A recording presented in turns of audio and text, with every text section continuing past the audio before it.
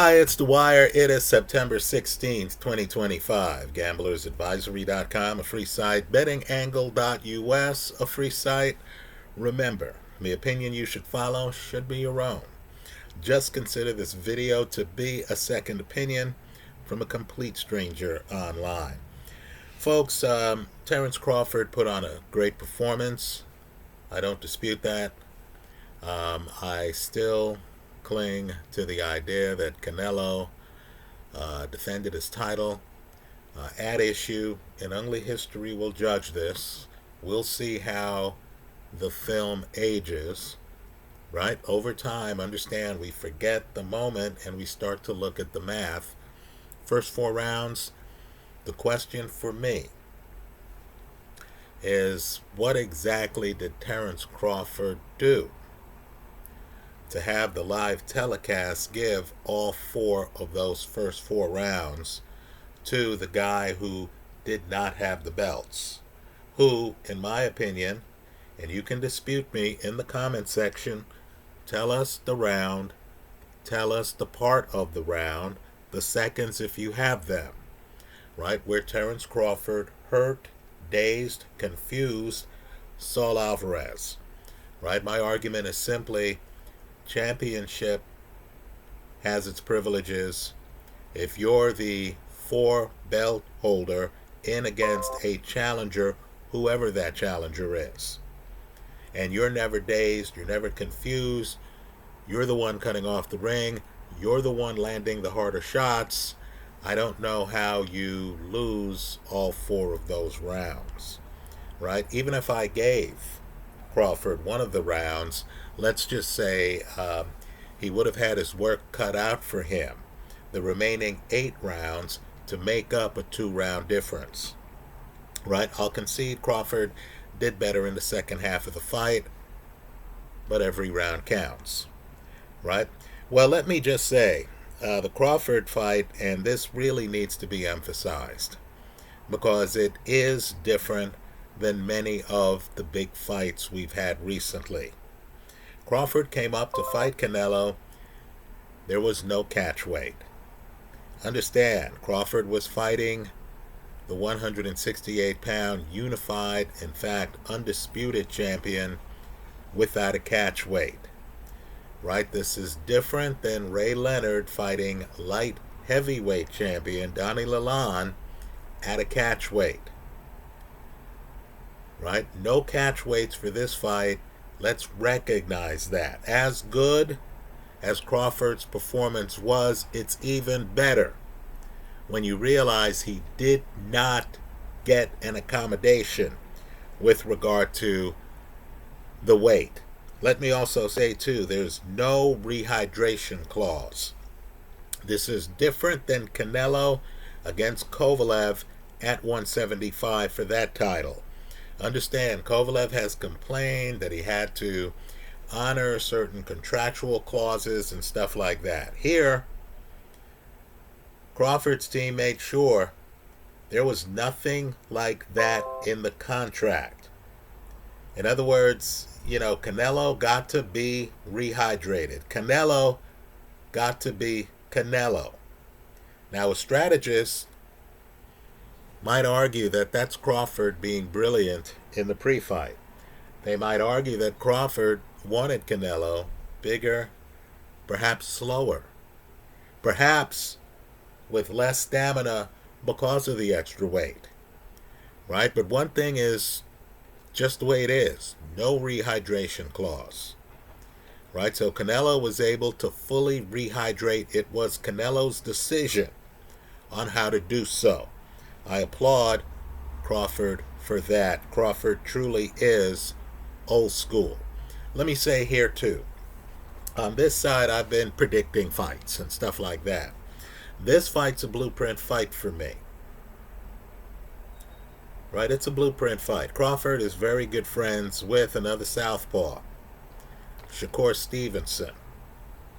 Stevenson wants to fight Teofimo Lopez. Folks, this fight, and we'll talk about why, this fight between Crawford and Canelo is a blueprint fight for Shakur Stevenson against Teofimo Lopez. Right? Two other blueprint fights are lefty Sander Martin against Teofimo Lopez and orthodox fighter who fought lefty for the fight. That's how important it is to be lefty. Jermaine Ortiz against Teofimo Lopez. Right? Understand, Canelo, like Teofimo, is dangerous in the pocket. Right? Canelo, if he doesn't have to move his feet, same with Teofimo, if he doesn't have to move his feet, is a blessed puncher. Now, in the post-fight here, you heard Crawford say what Dimitri Bivol said in an earlier interview, right? Crawford quietly said, I've been hit harder. Now, we'll overlook the fact that a guy on the undercard, Lester Martinez, by the way, that was also at 168. Lester Martinez against Christian and Billy. That shows you how ferocious it is at 168. It wasn't in the Crawford fight because Crawford's on his back foot boxing. But you saw Martinez landing home run shots, and you saw Billy answering with home run shots in their fight. Understand, when Crawford says, I've been hit harder, Crawford has been in the ring sparring with Lester Martinez. Right? Understand, too, Crawford's a unique person. I was once researching a fight for Richard Torres, the silver medalist in the Olympics for the United States. One of America's best heavyweights right now, unbeaten. And suddenly, while I was researching Torres interviews, there was an interview of Torres talking about being around Terence Crawford, who's his friend, and the two guys wrestling. And Torres, who's front foot, rough and tumble. Right? You don't have to go find him. He finds you. He's coming for a knockout. Look at the knockout percentage. Torres talked about how the smaller Terence Crawford out-wrestled him. Right? Crawford has core strength. Right?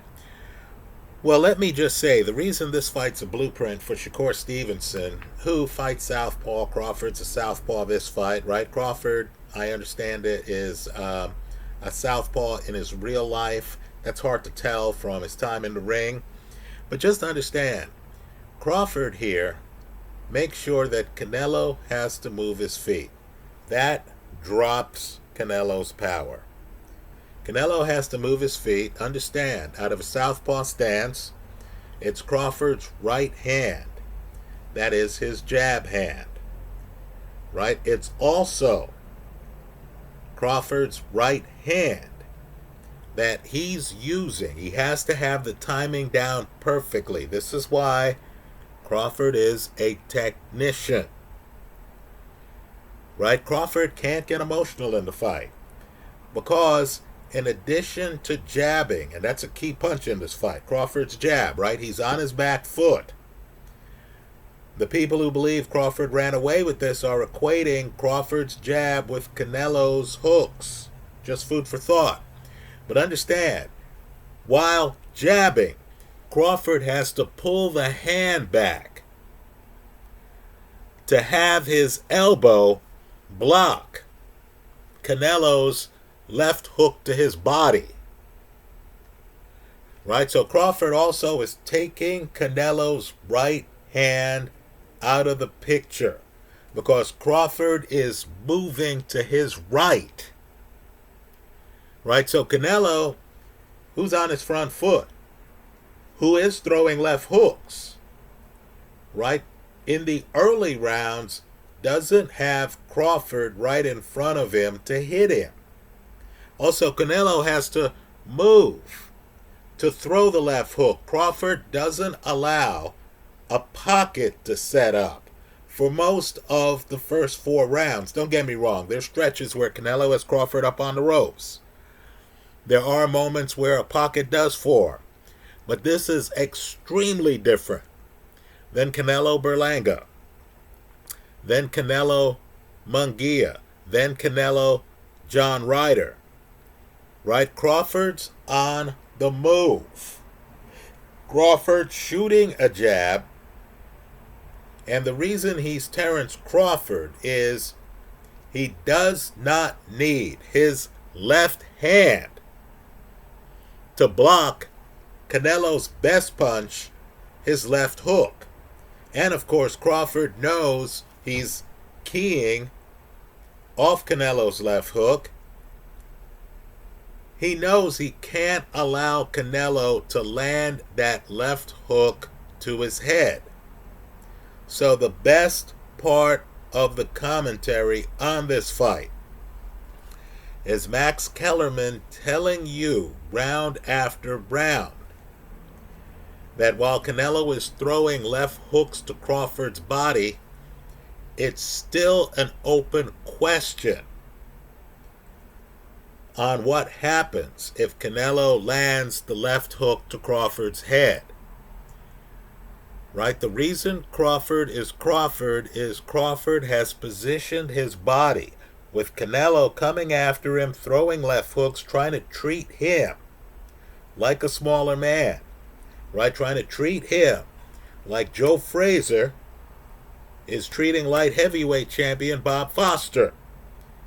Right? Canelo's in there. Canelo's game plan is, I'm going to come forward. I'm going to be active.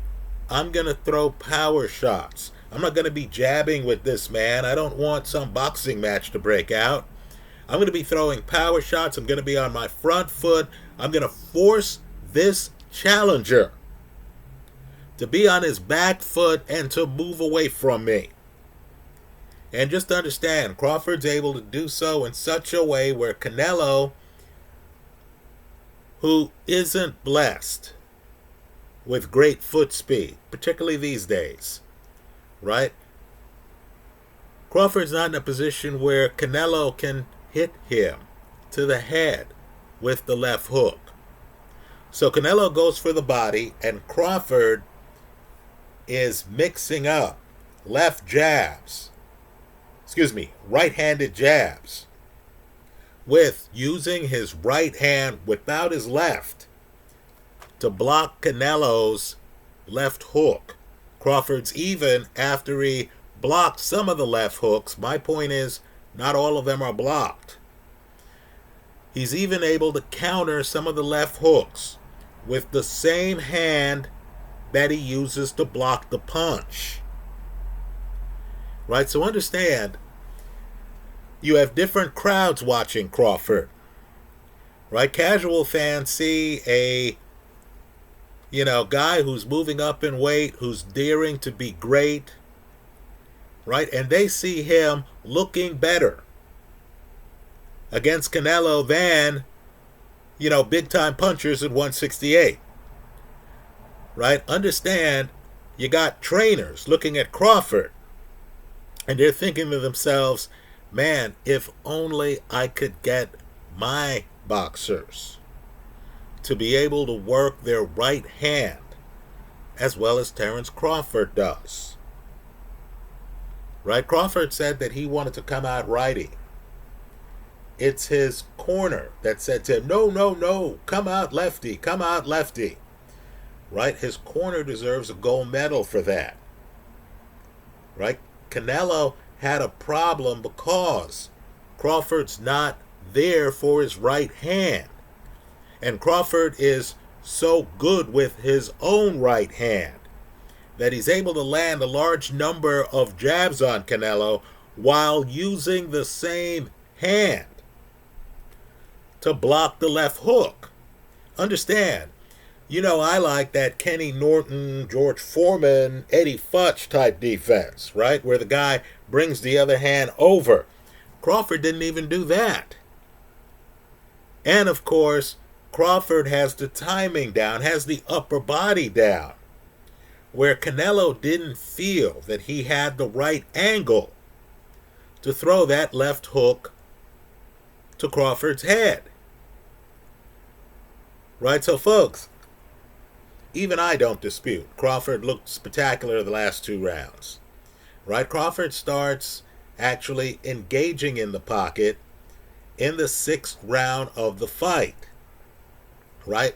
Crawford actually starts trading with Canelo. My point to you is, against an undisputed champion who's not hurt, who's not cut, who's not staggered, who's never knocked down, right? If we have to wait until the 6th round for there to be a pocket and a shootout, right? Or not quite a shootout, but let's say a strategic match from the pocket, right? In my opinion, the early rounds count too. I believe the scoring on the Netflix telecast threw off public perception, right? Because they had Crawford up 4-0. 4-0. Right? So people thought they were watching a great upset. Time will tell how this fight's remembered. That's not to detract from Crawford's great performance and from Crawford reaching for the stars here. We want great fighters to challenge themselves. Right here, Crawford jumps from 154 to 168. He's the older fighter. Right? This is prime strategist Crawford. But understand, Crawford's a faster fighter with more athleticism when he was younger. An argument can be made, this is Crawford, a little bit past his prime. But he had a Canelo who, in terms of his foot speed, couldn't keep up with Crawford, particularly since Crawford was staying away from Canelo's right hand. Understand, Crawford always made sure he had an escape route. Right? Crawford, 180 seconds each round, right, was being strategic. This is not the guy who lackadaisically decides on the spur of the moment, oh, let me move to the left. Then suddenly Canelo is able to time things. So he starts to throw a right, is close to Crawford, and then is able to land the left on Crawford's head as Crawford moves to his right. No, this is Crawford, southpaw stance, upper body ready.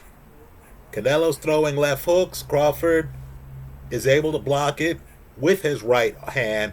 Then he's able to pepper Canelo with jabs while still being on the move. The movement continued for 12 rounds. Right? Even when a pocket sets up, Crawford makes sure Canelo, who's a master at getting close to you and then hitting you on the arms, hitting you in the body, you never get that in this fight. Because Crawford is outside, Crawford is, moving, Crawford is masterful keeping Canelo guessing. Now, Teofimo Lopez is one of the best in the pocket in the sport. Right? I say in the pocket. I question him if he has to come find you. Right? I thought Sandor Martin beat him. The judges did not. That's okay.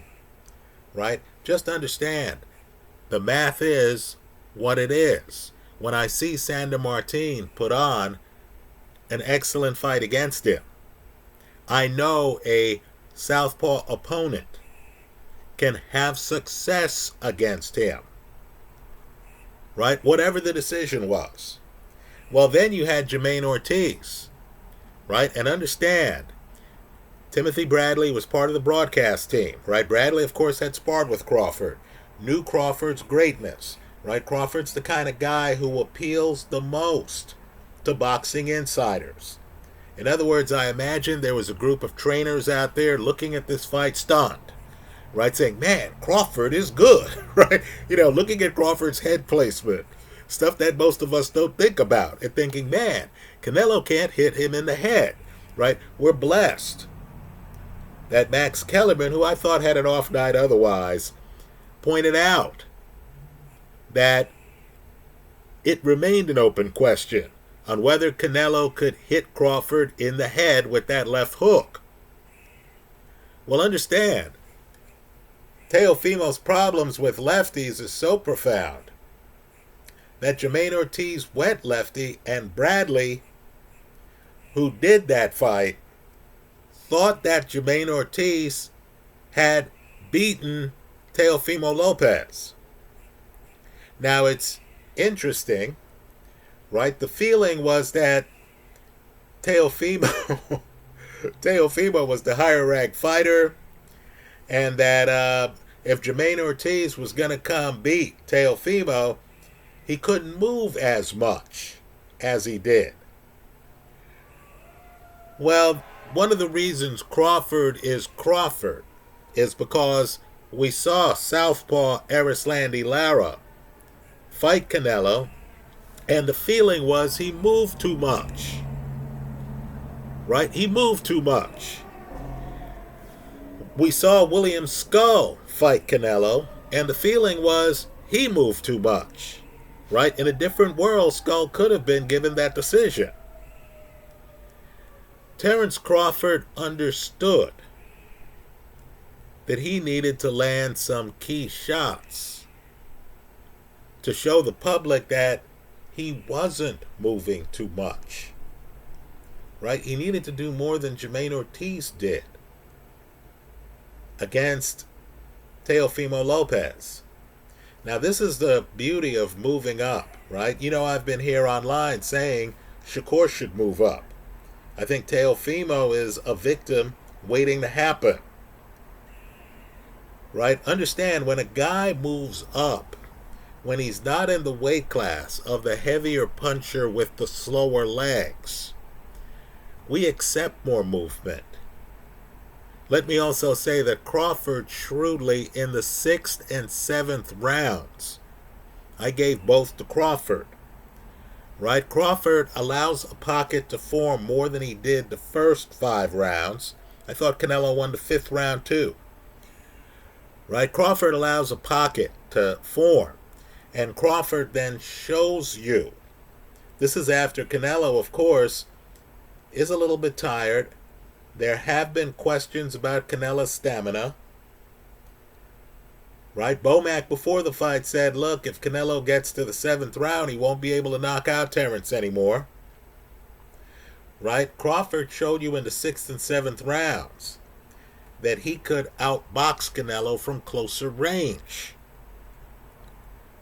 Right? So then, of course, that feeds into itself, and we get the 11th and 12th round. I also gave Crawford the 10th round. I know many did not. Right? So let me just say, if Shakur Stevenson was closely watching this fight, all he has to do is sit down with Crawford, sit down with Crawford's team, talk with them a little, sit down with the film of the Sandor Martin fight. That's really the watershed fight. Right? That showed the level of problem that Teofimo has with mobile southpaws. Let me point out that I know the Teofimo crowd's dying to tell me about the Josh Taylor fight. Taylor, southpaw, right? But Taylor didn't have Terence Crawford level patience. Right? Understand, with technicians, they're in the ring, they've thought about things beforehand. When we call a guy a technician, the guy has a technique. Right? Crawford understood early he needed to see the lay of the land. He needed to have Canelo reaching for him.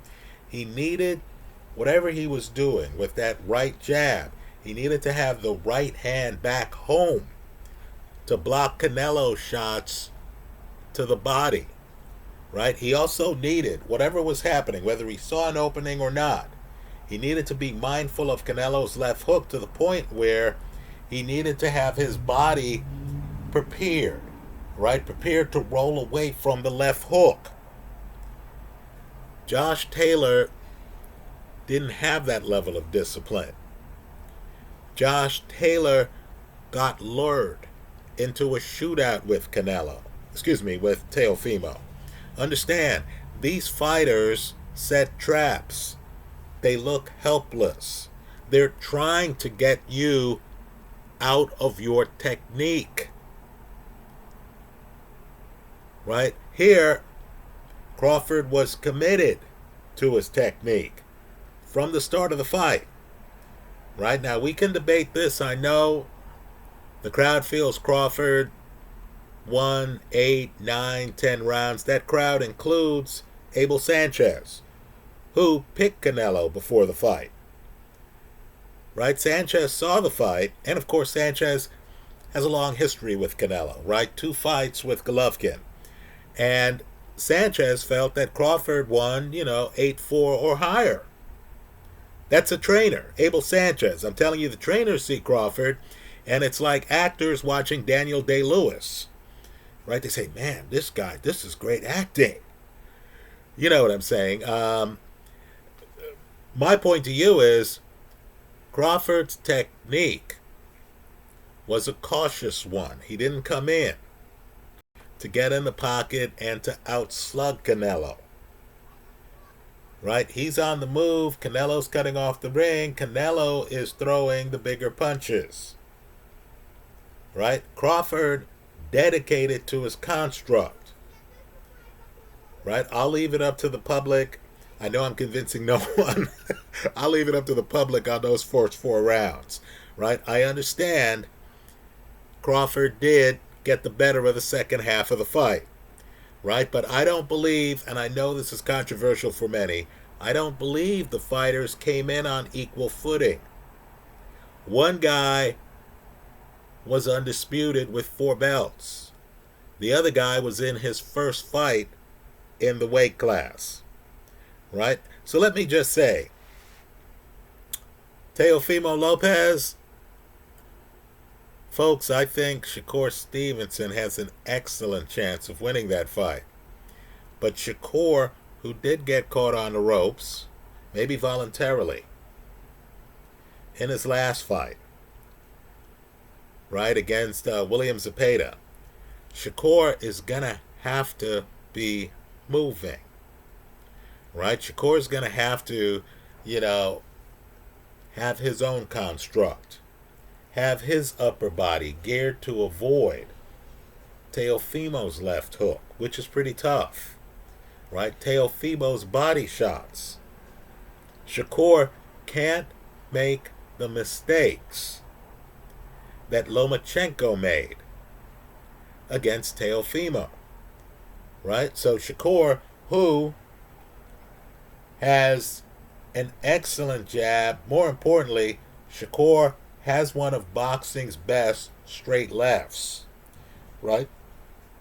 Shakur might be able to mix in a bunch of other punches, but he's going to have to move away from Teofimo, keep Teofimo having to reach for him. Right? Have his defense ready so as Teofimo tries to throw a left hook to keep him in the pocket. Right? Stevenson, on his back foot, is going to have to block that shot and to be ready to take advantage of his jabbing opportunities with the same hand that he's using to block Teofimo's left. Right? Stevenson's an excellent fighter. I believe Stevenson will get more respect from the fans for being on his back foot than he did in the De Los Santos fight. Right? Again, when you're the smaller man and you're moving up in weight and you're on your back foot and the crowd understands, you need to be on your back foot because you're dealing with a big puncher who they know. Right? As we've learned from this Crawford fight, the crowd's going to see your back foot as strategy. They're not going to see it as running. The problem with fighting in Edwin De Los Santos is that the crowd doesn't know him like they know Teofimo Lopez. De Los Santos, too, hasn't been fighting that regularly, right? So the crowd doesn't know him. They see you moving away from him, right, in the same weight class. They're going to interpret that as timidity, not as strategy, right? I think Teofimo, and I know Teofimo's coming off a great performance. I think Teofimo's going to have the same kind of problems with Shakur Stevenson that he had with Sander Martin. And folks, again, I know people are looking at Teofimo's record and they're saying, oh, he beat Sander Martin. Look, he was stretched. I believe he got dropped in that fight. Right? He was clueless. He was as out of sorts at times in that fight as Canelo was here in the 11th and 12th rounds. Those are my thoughts. Let me hear yours. I hope you leave them in the comment section of this YouTube video. Thanks for stopping by.